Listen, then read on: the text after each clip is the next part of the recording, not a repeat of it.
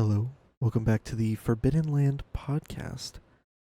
Uh, this week, I will not be discussing the Israel Palestinian conflict because it riles me up.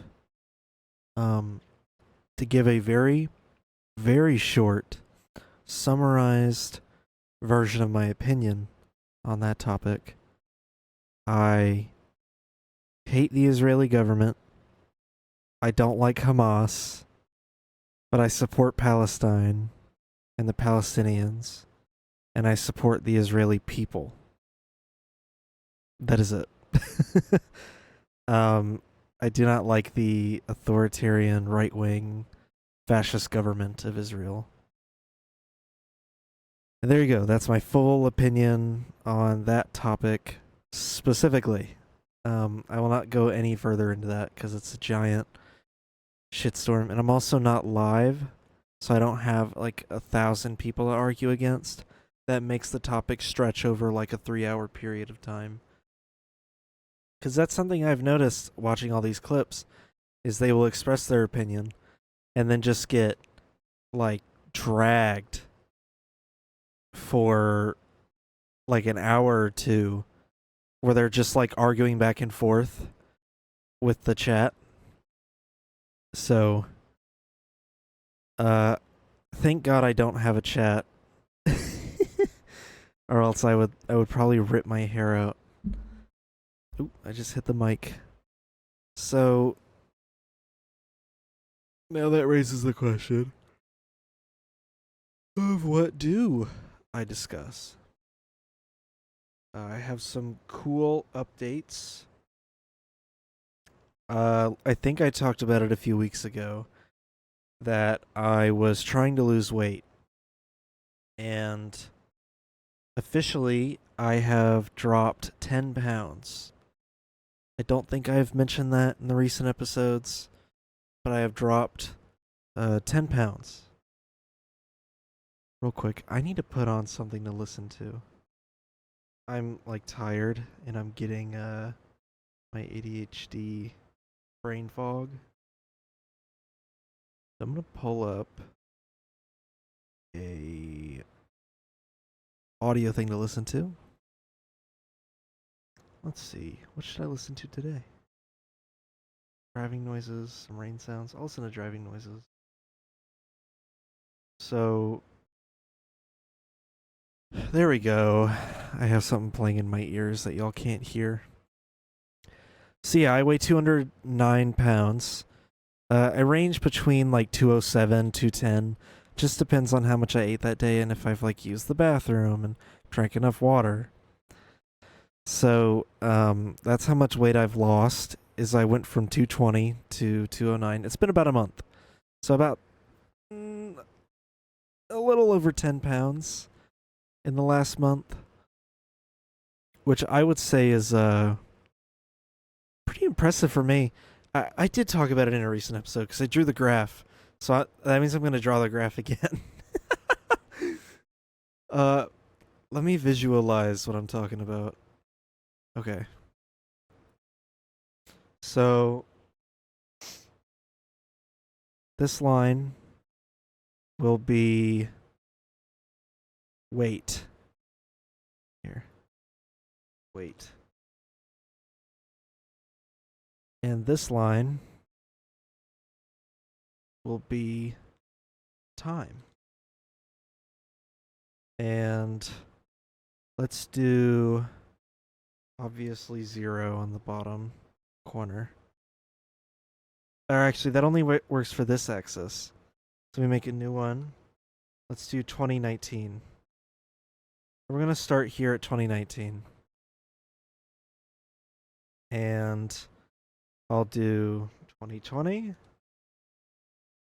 2021, 2020. I'm putting way more effort into this than I did last time. Okay, they're a little not spaced out. There. I need enough room to show my progress. I don't know why I upped that line. Alright. Let's do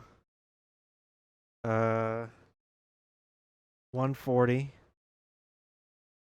160, 180, 200, 220. All right. So in 2019, we start out here.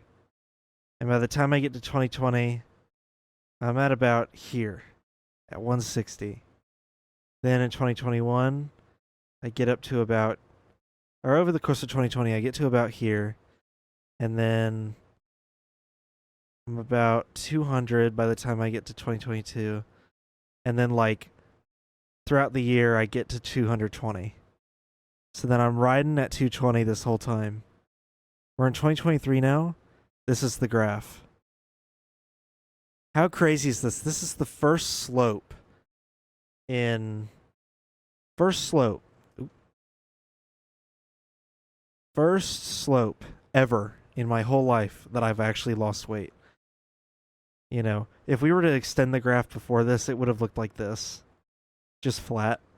Like 2018, 17, 16.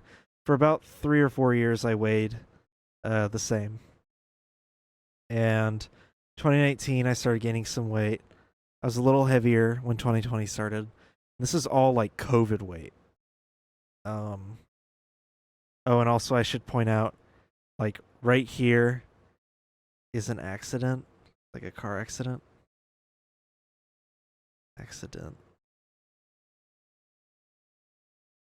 Car accident. And so from there it just goes up.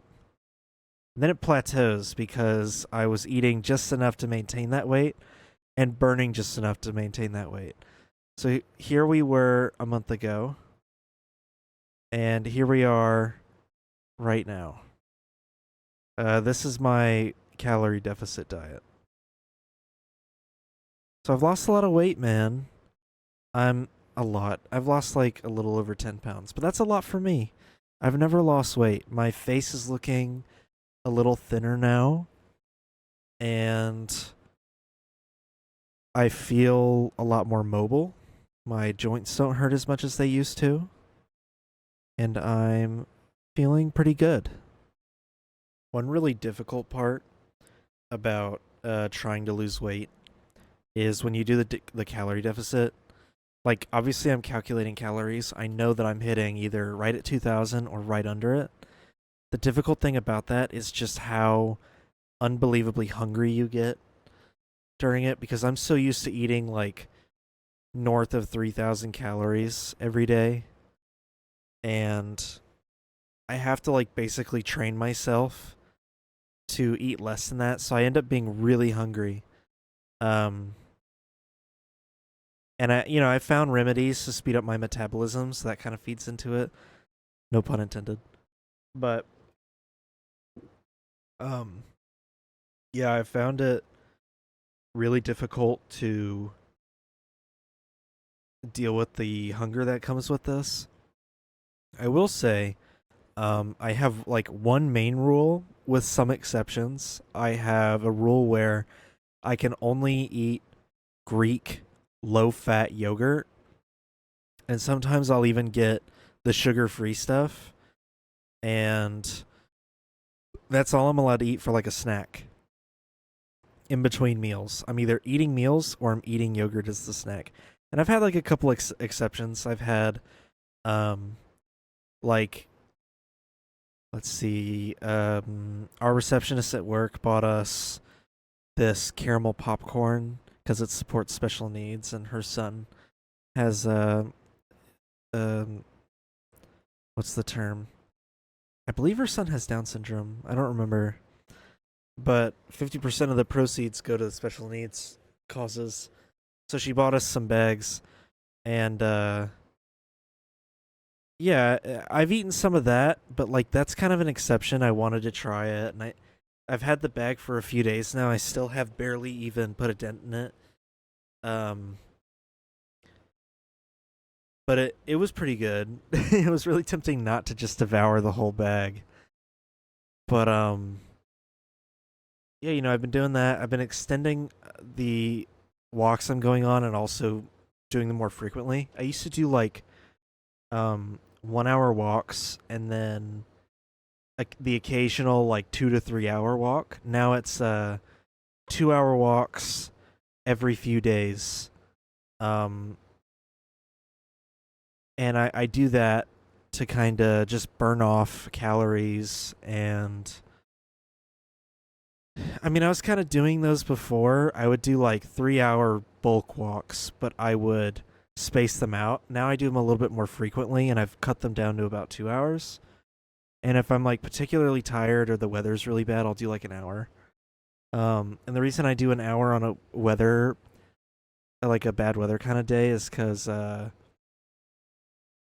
don't want to hold the umbrella for that full hour. It hurts my arm after a while.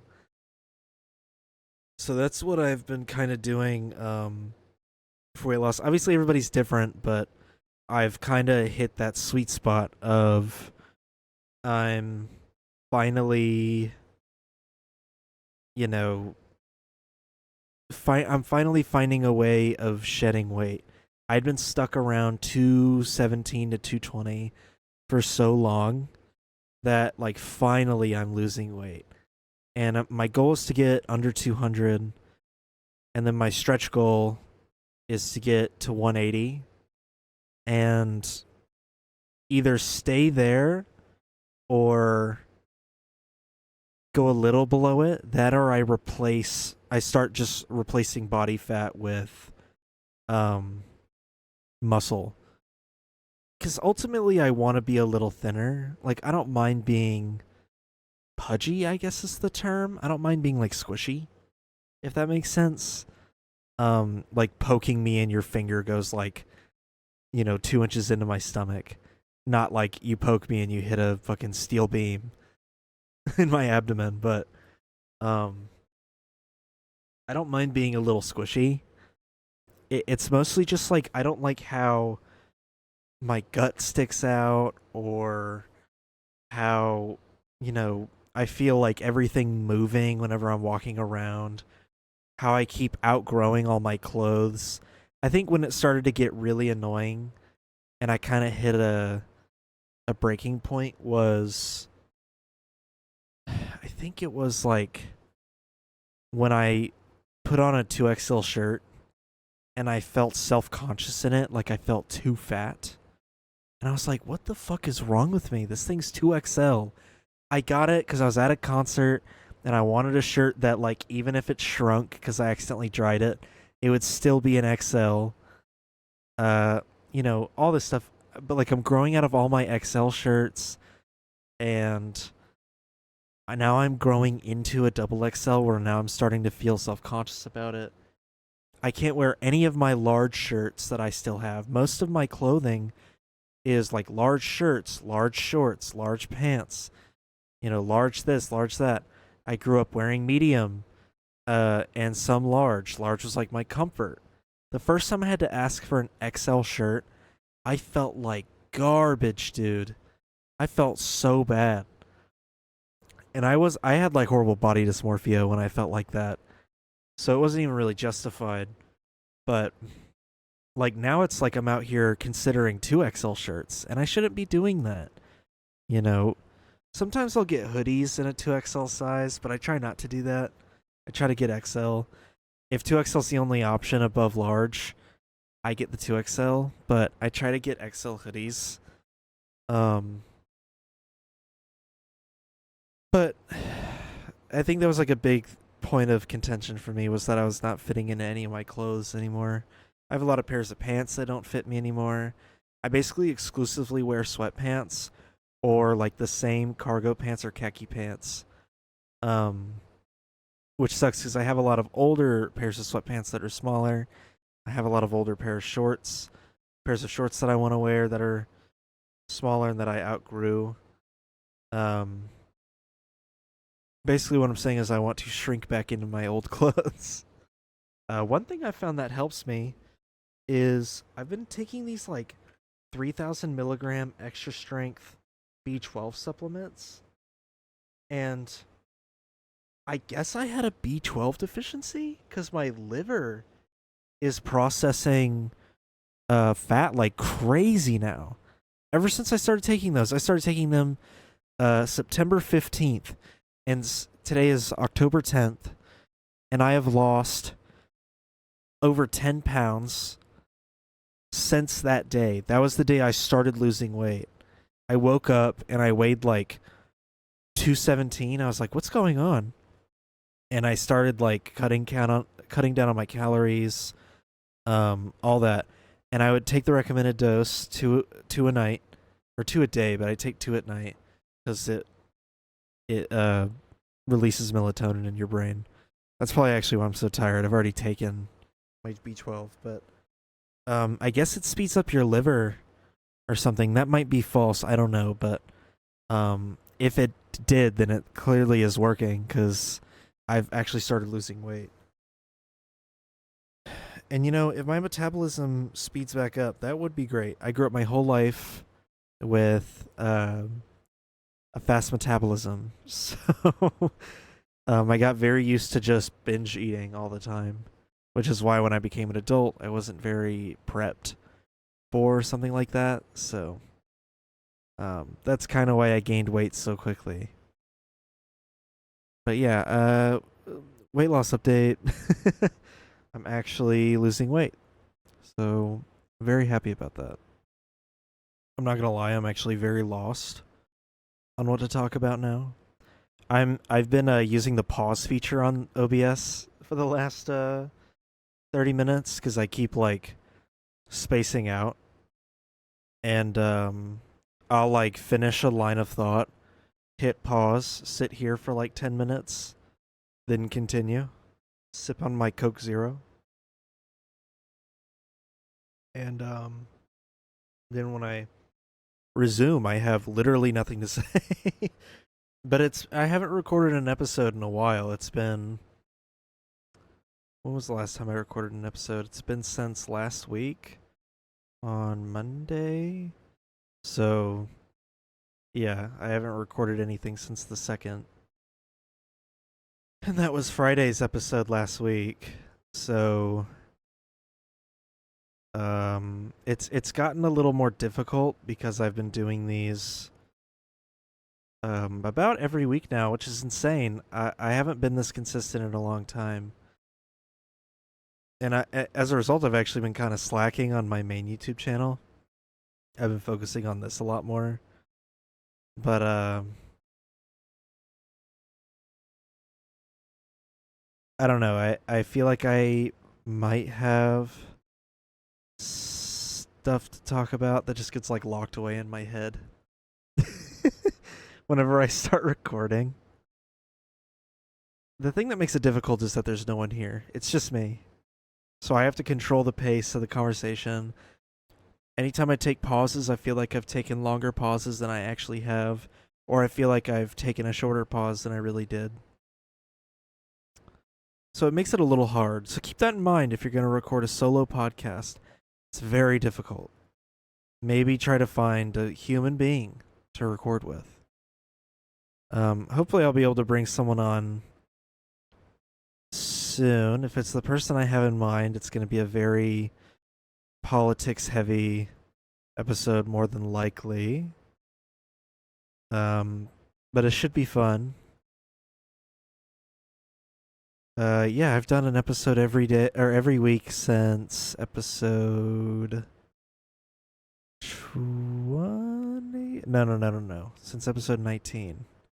Yeah, since the beginning of July, I have done an episode almost every week. So that's this will be like the 14th episode that I've done.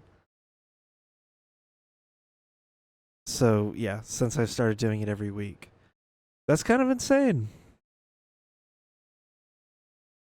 Here, let me think of something else I could talk about, because I do a lot of things. I don't know why I don't talk about them. I'll talk about a show I have been binge watching, and I'm gonna get super nerdy about it. Um, it's like an old doctor show that hasn't aired in over 10 years now. It started almost 20 years ago, which is insane to think about. It's a show called House MD. It's 8 seasons, about 22-ish episodes per season, except for season 4 because of the writer's strike of 2007. And It's a really good show. I'm sure people have probably seen it. There's a lot of clips that are popular on YouTube. I started seeing those clips in 2020. Yeah, beginning of 2020. I would literally binge watch all the clips on YouTube.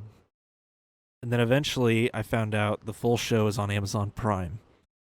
So I've binge watched almost the entire show. I found out 4 days ago there's actually an episode of season 4 that I've never seen before. It's called Whatever It Takes. It's episode 6.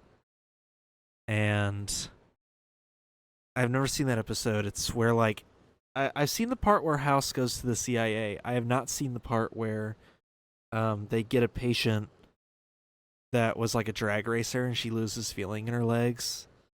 I've never seen that part of the episode. So that was actually very refreshing. I think I watched it twice because I was just so enthralled with the fact I hadn't seen that episode. I'm sure there's a couple other ones I haven't seen too. Like probably a couple that I haven't seen in season 3 or season 2. Definitely season 3. I don't like the Tritter arc, so I've definitely missed some season 3 episodes. But the show's actually really good. The first 3 seasons are like the kind of main beginning of the show. So it's the same like team that he works with, and all the cases are like pretty standard, not too out of the ordinary cases. And the storylines are like, oh, there's a big bad guy in season 1, and then oh, there's a big bad guy in season 3. Season 2 has kind of like a love triangle kind of storyline going. And then after that, it kind of just focuses on House. Season 4 is where it all switches up. And the beginning of the season, the first half of the season's like very reality show-esque. Like, it makes more sense if you watch the show. It's not like an actual, like they switch up the whole genre of the show. It still fits within the confines of the show. And then the second half is like, all right, things are settled in, but the cases are a little bit more wacky. Season 5 is kind of where it gets kind of dark, and the show definitely starts like falling into like a darker feel as you go throughout. And there's really interesting story themes, and it's definitely the most intriguing season to me. I really like season 5, and I love how it ends. Honestly, you could watch the entire show up into that finale, and it makes the finale worth it. And I don't know if it's worth it going through the rest of the show. I think it is, but I don't know. I think the ending of season 6 is also amazing, so... but season 6 is definitely like a bit of a change. It's a little bit of the old, a little bit of the new, and then halfway through the season, we get probably the best of the medical team that he works with. And then season 7 is interesting. It has a lot of good episodes, but a few duds. And then season 8 is like totally different from the rest of the show. Season 6 and 7 are relatively similar. Season 8 is like a full departure from the rest of the show. It's a little darker, with a couple lighthearted episodes sprinkled throughout, but it ends in like a 4-episode long, super like depressing arc. And yeah, I can't really go into too much detail with the later seasons because it spoils too much of what happens throughout the show, but it's a really good show. And then this guy made a really good video essay about it. I think it's called... Let's see, it's called Everything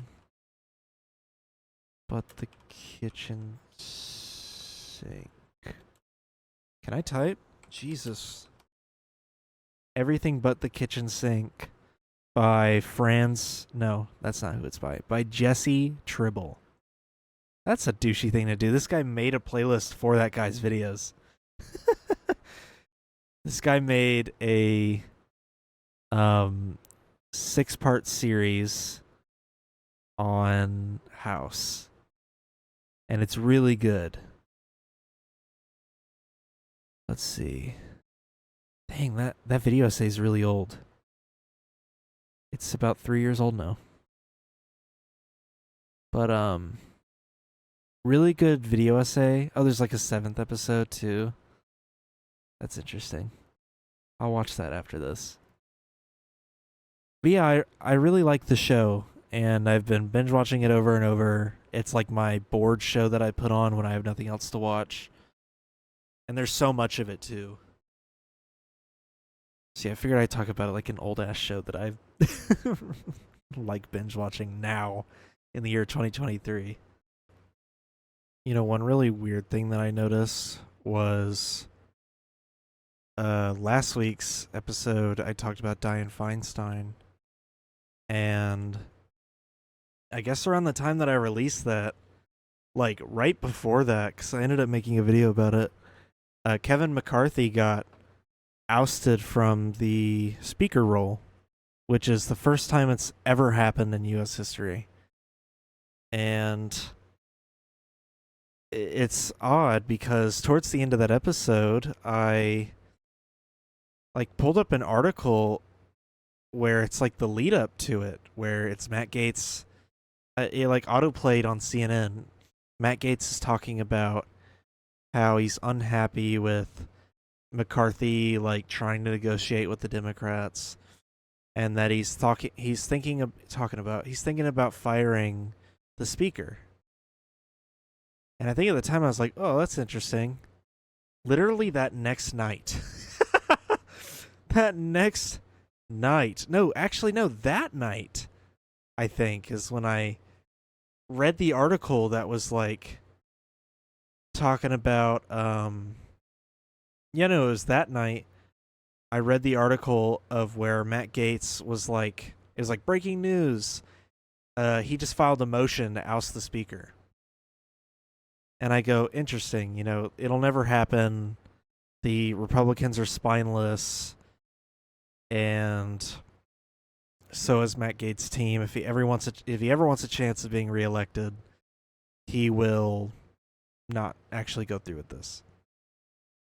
And then they call the vote. And it's like this historic, every Democrat plus 8 Republicans versus the rest of the Republicans. And there are 2 things. One, the fact that I saw the beginnings of it at the end of that episode and had no idea what was to come. But 2, there was a Democrat specifically who was missing from that vote. Now,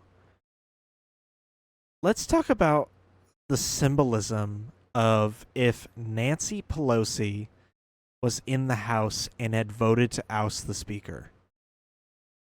Let's talk about the symbolism of that. I think that would have been hilarious. I don't like Nancy Pelosi. I think she's too much of like a lib. She's too neoliberal for me. Not as progressive as I would like her to be. But she was the former speaker and was the former leader of the Democratic Party in the House. And so it would have been really funny to see her oust the current speaker, who's a Republican. And I found out then later why Nancy Pelosi wasn't there. Nancy Pelosi was not at that vote or even at the Capitol because she was in California at Dianne Feinstein's funeral. That is wild to me, man. Dianne Feinstein getting in the way of a good Democratic moment yet again. That would have been so poetic to see Pelosi vote McCarthy out of office, and Dianne Feinstein had to go and ruin it.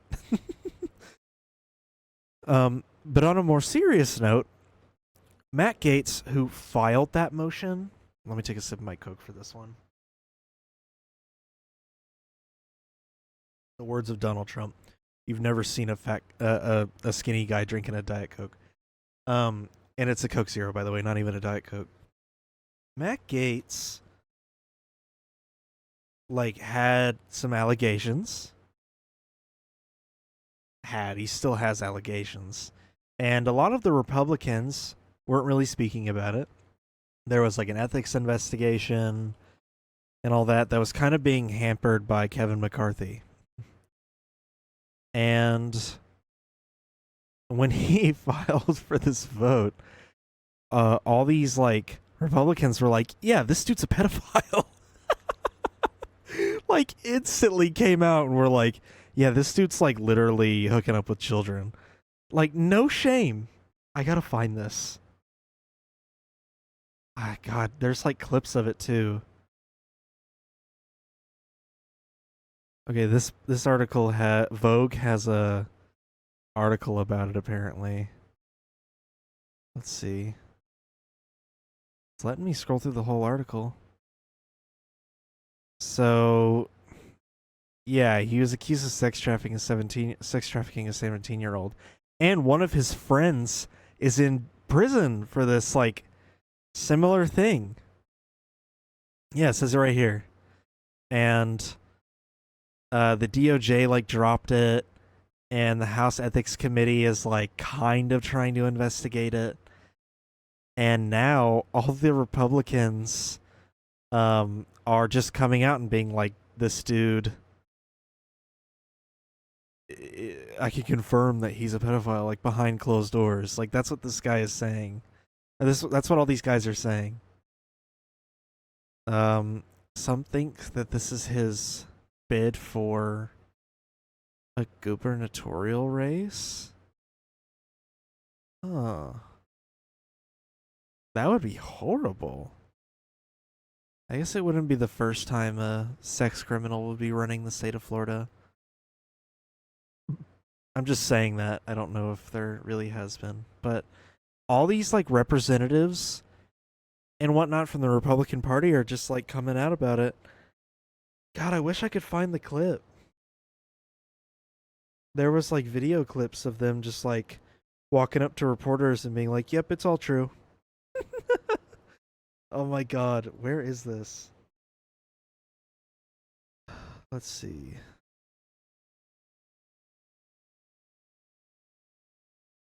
Let's see if I can find it.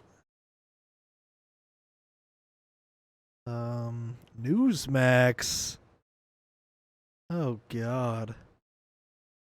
Shock moment. Matt Gaetz explodes on House colleagues.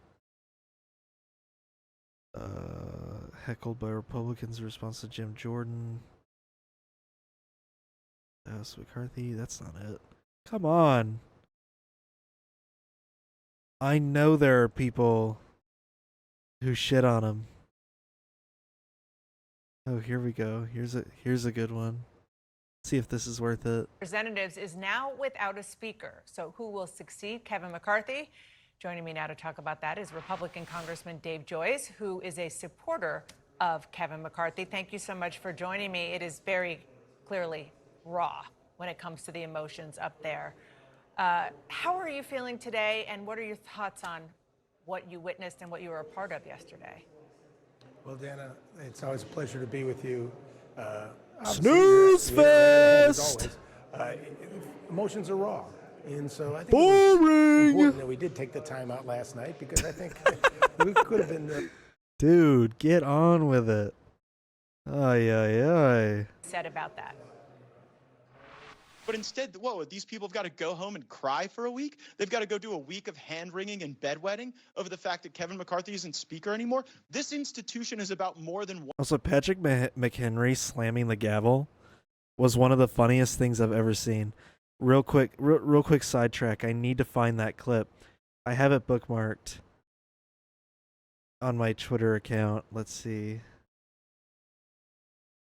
Here it is. This is like the funniest shit ever.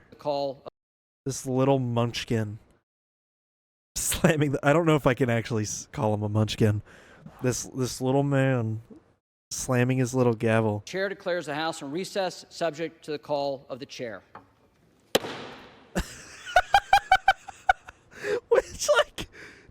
Dude, I guess it's because he's friends with them. But, like, come on. You're on C-SPAN. Which, actually, I kind of want to take that back. C-SPAN is not very widely viewed. But, like, the dude's, like, the acting speaker now. Chair. This is so funny. This little man. Damn, bro. Can I change the playback speed? Yes.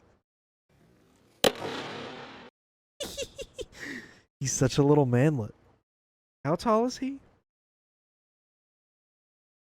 Is he trying to break it? Because that would have been the perfect ending to this clown show. You see the fly even trying to kill for days. Oh my god. How tall is he? I need to know. Representative Patrick McHenry. Height. I need height.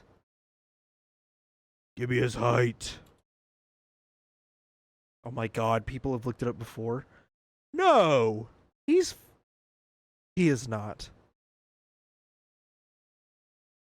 Oh my god, people have compared him to standing next to George Bush. No, that's so foul. He's like 5'4" to maybe 5'6". Dude, that's foul. That people know that. That's awesome though. I love it. One man. Your response? He's pathetic. I mean, let's face it. Wait, what? But instead, these people have got to go home and cry for a week? They've got to go do a week of hand-wringing and bedwetting over the fact that Kevin McCarthy isn't speaker anymore? This institution is about more than one man. Your response? He's pathetic. I mean, let's face it. You can't go on like that. Why are we shut down? Because of his antics and because what he did. He knows damn well when you strip the speaker of his duties, then we're powerless to move forward. We have the bills that he's talking about all stacked. This guy's not wrong. The whole point of what Matt Gaetz did, the problem is that McCarthy went to the Democrats and did exactly what Matt Gaetz said he would fire McCarthy over. McCarthy went to the Democrats and was like, look, they keep rejecting our bills. We're going to go into a government shutdown. Here's a, 71 page or whatever bill. And we're going to, let me see if I can find that guy's TikTok. Who's that representative that makes TikToks? Oh my God, I'm burping. What's his name? Jeff Jackson. He makes TikToks, and he explained it pretty well. Let's see. The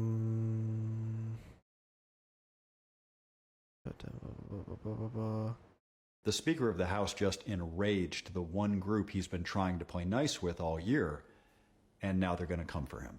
He did it because he thought it was the only move he had left to avoid a government shutdown, and he was probably right. The issue is that there are about 20 members of the majority party who want to shut the government down.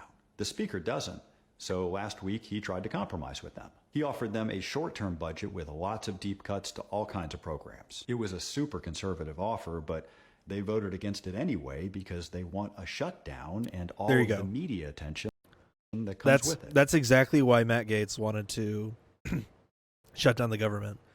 I don't know why. I guess it's for media attention, like this guy says. But he's a Democrat. I can't really take him that seriously with that explanation. I'm not really sure why he would want the government to shut down. But he rejected this bill.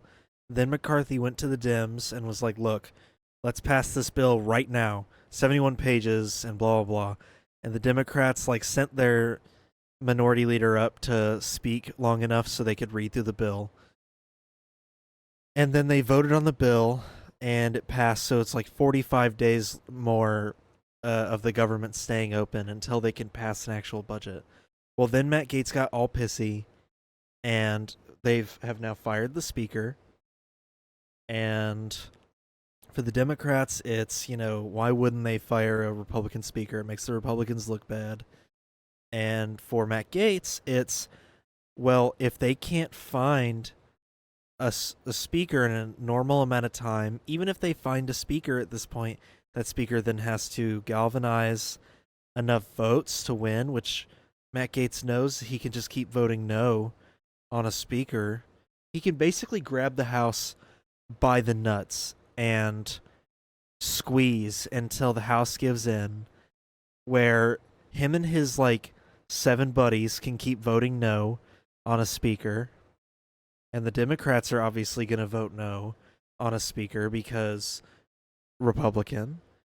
And then there's going to either be a no speaker, meaning there will be an eventual government shutdown because they cannot proceed with any votes, meaning that the year will basically go on with no new legislation being produced by the House, and then no bills being voted on by the House. And so there's that, or they find a speaker and vote him or her in. But then, also, it's probably going to be a him if it's a Republican. Not a lot of women Republicans in the House.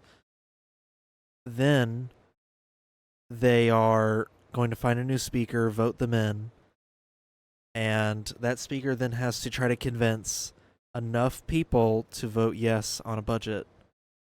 And trying to do that will be very difficult. So, either way, the government's probably going to shut down in November, which is very odd that he wants that. I assume it's just a power grab. It's just him trying to get enough power in the House to basically dictate what the House can and cannot do in terms of legislation being proposed. I guess Kevin McCarthy wasn't radical enough for Matt Gaetz, which is horseshit. Kevin McCarthy is just a conservative Republican with some moderate tendencies, but still very conservative. Matt Gaetz is just a psycho right-winger in comparison. So, I don't know. It's very odd that he wants a shutdown. I'll let him keep explaining in this TikTok. He explains it way more thoroughly. Voted against it anyway because they want a shutdown and all of the media attention that comes with it. So the next day, it's Saturday morning, the government is set to shut down at midnight that night, and we all figure that's what's going to happen. Then we all got a text message. Come to the Capitol immediately. I throw on my suit, I get on my bike, I'm there in about 5 minutes. When I showed up, I learned that also, can I just say I do not believe that he was able to throw on his suit, hop on his bike, and bike to the Capitol in 5 minutes. I don't believe that for a second. I really don't. There is absolutely no way that he did that. That sounds like an embellishment. Anyway, I'm just taking the piss. I don't really care if it was 10 minutes or 5 minutes. I just think it's funny. The line he really didn't want to cross. He was going to go around his right flank to the minority party to get the votes he needed to keep the government open. But the minority party would only accept a clean budget extension of about 45 days, not the one with all the cuts from the day before. The right flank was furious, just beyond furious. Whatever comes after fury, that's what they were. And the minority party was skeptical because the speaker had just given them a 71-page bill and then tried to call it for a vote immediately without giving anyone time to read it. The minority asked for 90 minutes to read the bill, and they were told no. So the minority leader asked to speak to the entire chamber. And the rule is, party leaders get to speak for as long as they want. He spoke for 52 minutes while the minority party combed through the bill. And they did find one piece that almost sunk the whole thing. There was one piece that would have allowed for congressional pay raises, and that piece was taken out. So we voted, and it passed. Now, I would like to know what else was in that bill. I have not read the bill, but I would like to know what else was in it. Like, is it just a normal budget extension for 45 days? Or did we throw in, like, a bunch of other dumb shit? Like more military spending or something like that. I don't know what's in the bill. I would hope it's just a normal budget extension with that one part that was in it that they had to take out. You know, but I haven't read the bill, so I don't know. Right after it passed, one of the leaders of the right flank marched right up to a microphone and asked to speak to the chamber. The congressman next to me said, "Here it comes. He's going to make his motion to fire the speaker." But at that moment, the congressman who was presiding over the chamber, who's an ally of the speaker, brought his gavel down and said, "We're adjourned," which bought the speaker some time, but the right flank is still going to try and fire him this week. We don't know if they... So I assume the guy he's referring to is the dude that slammed the gavel down the next day. I guess, you know. That's what it sounds like, at least. have the votes. We don't know if the speaker is going to try and make a deal with the minority party to save himself. And we don't know who would replace the speaker if he's fired. So that's the latest. I'll keep you posted. This guy's interesting, you know. I watch some of his stuff. My mom likes to send me a lot of his TikToks, but sometimes I'm kind of skeptical of him. I don't know. He seems like he really enjoys like fluffing up what they do in Congress. Like, the videos seem down to earth, and I assume they're actually filmed in his house. But I don't know, like, if he's telling the truth 100% of the time. He's a Democrat. From North Carolina, have you? A southern state. So I don't know if I can take him seriously. I assume I can. Here's him talking about the speaker being fired. For the first time ever in American history, the Speaker of the House has been fired. We just took the vote. I just left the Capitol, and here's what I saw. When I walked through the doors of the House chamber and onto the floor for the vote, the first thing I saw was about 200 reporters up in the gallery. That's not normal. Then they banged the gavel and brought us into session, and everybody sat down and got really quiet. That's not normal either. The thing is, no matter how long any of these people have served in Congress, none of them have ever seen this happen before. All right. Now he's just explaining what this is. I mean, we already know. The speaker got fired. They called a vote. You know, the vote happened. We know what happens now. It's been a week. We've had him stacked up Should since he the end of July. and the other 7 be kicked out of the conference? Well, I don't see how they can really be part of a conference when they stand on they come on the inside, listen to what's going on, and go outside and lob bombs in the middle. Sounds like that's a yes. Yeah, well, you know, I think it's again, I'm one of those who's a ground up thing, so I think it's important that everybody have an opportunity to take in what's happening and then make a collective decision when we get back. But if it was up to me, I'd vote for it. I mean, it's a waste of time having conversations with these people, and I think we need to start working and going forward as a... Boring! This is why this guy's from Ohio. Boring as fuck. Ay, ay, ay. Say it with your chest. Just say you think he's a pedophile. Please. What are the comments on this? The GOP kills me. How can they blame Democrats for ousting their leader in the height of hubris? Or is the height of hubris. The entire party is dysfunctional, and I pray that the voters in their districts understand that they are responsible for electing people who will do their jobs. Interesting. I love how they bring up Democrat spending when they all approved of Trump spending. Look, man, we already know the Republican Party is hypocritical, as well as the Democratic Party. It's just so funny. Yeah, that's another thing I've seen is them blaming the Democrats for ousting the speaker when in reality it was the 8 Republicans' fault. Why would the Democrats keep the speaker in? Let's switch up the roles, right? Let's say AOC and Ilhan Omar and, like, I don't know, whoever else is a progressive Democrat in the House. Let's say like 4 more progressives band together. It's the same kind of split down the middle, with the Democrat side having a few more representatives. And let's say Nancy Pelosi is the speaker, or Hakeem Jeffries. It doesn't matter. One of the two is the Speaker of the House. And AOC goes, she's not radical enough. And she calls a vote to fire the speaker. And her and the 5 other Democrats vote yes to fire the speaker. Do you think the Republicans are going to step in and save the speaker? Absolutely not. Why would you even attempt to blame the Democrats for ousting the speaker? Of course they were going to oust the speaker. That just makes sense. Why wouldn't they? It makes the Republicans look bad. Also, I want to bring up this moment from a long time ago. I guess I can also pull up this interview from MTG. Let me pull up this first. The Marjorie Taylor Greene thing. Any specific individual that you want to lead you, or any way that the rules around that? No, there's a group that are still aligned with Kevin McCarthy and would like to bring him back as Speaker. There's a number supporting Jim Jordan. There's a number supporting Steve Scalise. But this... Can I just say I think she's fucking him?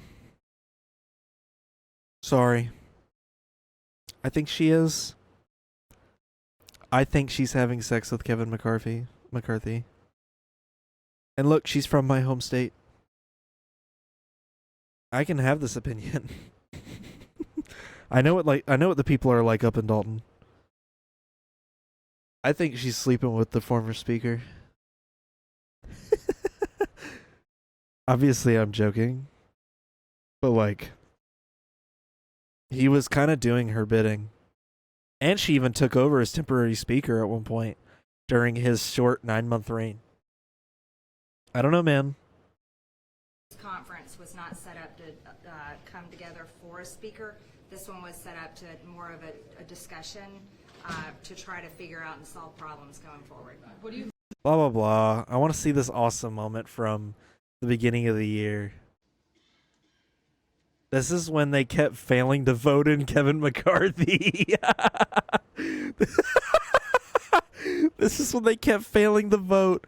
Because I remember I was like refreshing the page over and over. I was like, there's vote number 4.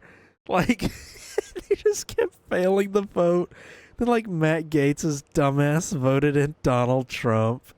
It was so funny, dude. And then this moment happened. Kevin walking up and like confronting him on it.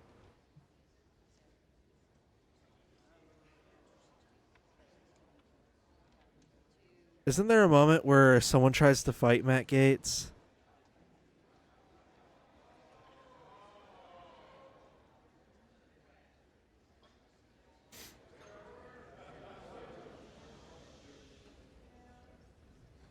I wish you could hear what they were saying. I'm not gonna lie though, Matt Gaetz looks like such a beta sitting here like this. Like this, right here. Look at this. Why is my thing not working? Oh man, there it goes. My power tools weren't working. Look at this. And then look at this. This man's like talking down to him. He's just sitting there.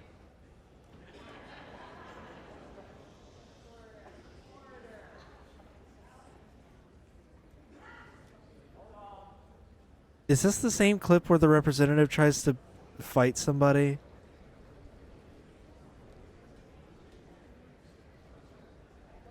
Come on, is this the same clip? Oh my god, there's the Munchkin. Yo, dude, maybe he's sleeping with Kevin McCarthy. Have we ever thought about that? That seems way more likely now, doesn't it?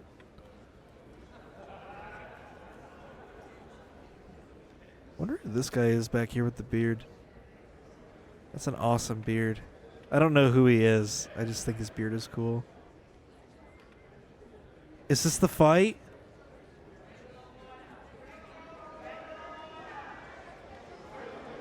Whoa, whoa, whoa!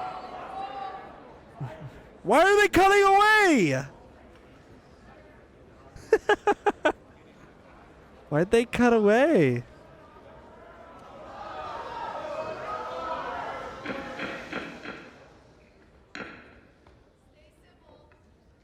Stay civil. Dude, the house is so, like, catty. It's so funny. Oh, man. What a shit show. I think the 2024 election might be a bad... Like, it might spell bad news for the Republican Party in the House, at the very least. The Senate, I don't know if they'll be able to maintain it. I think it'll flip, if I'm being totally honest. I think it'll flip. I think it'll be Republican majority in the Senate, Democrat majority in the House. Nothing will get done as usual for the first half of this whatever term of whatever president is in office. I still think Biden will probably win a second term. If Trump won a re-election for a second term, excuse me, that would be insane. This country would actually get nuked if Trump won a second term. Maybe not, but like we'd be in a bad situation. We'd be entering the second Great Depression. You know, people think inflation's bad now. Just wait. All right. That's it. I spent the last half of this talking about politics, so even though I said I didn't want to talk about anything like that. So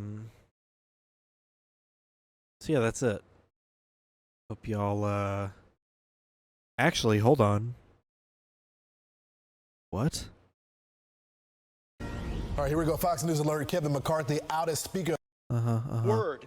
Under Speaker McCarthy's leadership, our House Republican majority has actually defied all odds and overperformed expectations again and again and again. If this House of Representatives has exceeded all expectations, then we definitely need higher expectations. And that got a laugh. Matt Gaetz is so gay, dude. He's gay as hell. That was the laugh? What? Where's the clip? Hard before you plunge us into chaos. Chaos is Speaker McCarthy. Chaos is somebody who we cannot trust with their word. Under Speaker McCarthy. Where do they laugh at him? Man, fuck you, Fox and Friends. What the hell? Alright, that's the end of the episode. Ending it in disappointment. I thought we had a good clip on our hands. Alright. I'll see y'all next week. More than likely. And alright. See ya.